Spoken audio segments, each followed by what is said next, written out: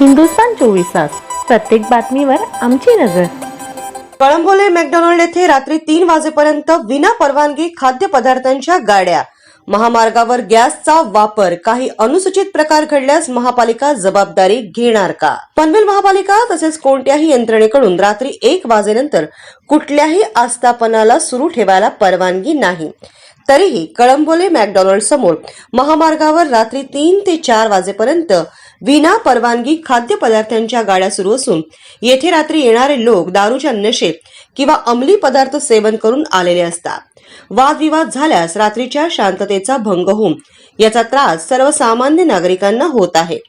महामार्गाच्या रस्त्यावर रात्री गॅसचा वापर केला जात असून जर स्फोट होऊन काही अनर्थ घडल्यास याची जबाबदारी महापालिका पोलीस प्रशासन घेतील का, असा प्रश्न नागरिक विचारत आहेत। यशवंतराव चव्हाण द्रुतगती महामार्गे अनेक वाहने राज्यभरात जात असतात।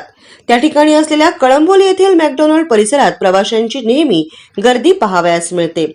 त्या ठिकाणी मोठ्या प्रमाणात खाद्यपदार्थांची विक्री करण्यासाठी 4 चाकी वाहनांचा वापर मोठ्या प्रमाणात होत असून त्या अतिक्रमण करत असताना देखील पनवेल महानगरपालिका अतिक्रमण विभागाचे दुर्लक्ष होत असल्याने आश्चर्य व्यक्त केले जात आहे। पनवेल महापालिकेच्या अतिक्रमण विभागातील कर्मचारी आणि खाद्यपदार्थ विक्रेते यांच्यात असलेल्या अर्थपूर्ण संबंधामुळे त्यांच्यावर कारवाईचा बडगा उचलला जात नसल्याची चर्चा कळंबोली परिसरात सुरू आहे।